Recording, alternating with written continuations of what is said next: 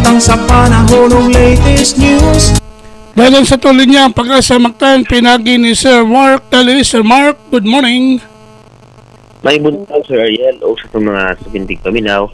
Itong latest update bahin sa kahimtang sa panahon karong adlaw. As of 3 a.m. ang atong ginamonitoring ng low pressure area anaan ni Mutang around 575 kilometers northeast or amihan ng silangan sa may Itbayat, Patanes.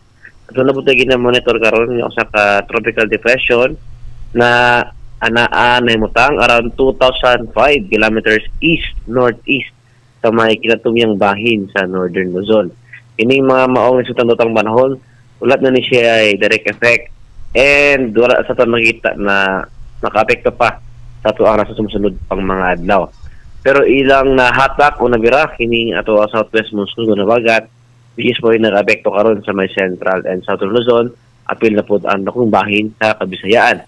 Para karong adlaw, ang nakong bahin sa Kabisayaan makasinati sa init ka panahon.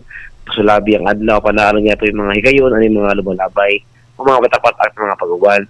Pagpamudog kilat, tumikan gihapon, ining hapagat.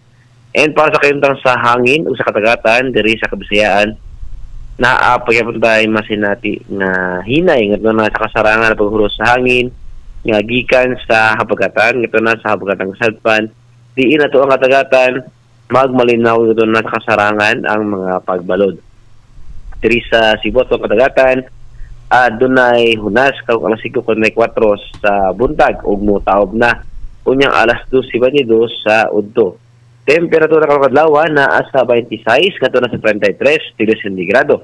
Ato ang haring adlaw mo sila nakarutaod-taod alas 5:04 sa buntag ug mo salop unyang alas 5 sa gabi. Television time alas 5:29 na sa kabuntagon ug mao na tong latest update. Gikan diri sa buhatan sa DOC Pag-asa Mactan, si Mark Gales, maayong buntag og daghang salamat. Salamat Sir Mark, yung may buntag sa Pag-asa. Sir. Okay, good morning.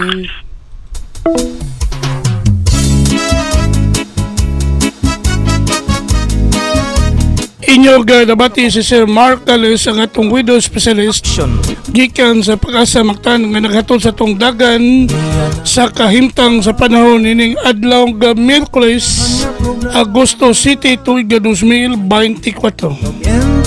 Salamat sa Pag-asa Mactan og mayong buntag kaninyong tanan. Ikan sa TV stations, may pamukauban kang kubra in action. Manaw ka o paminaw, sayo sa kabuntagon.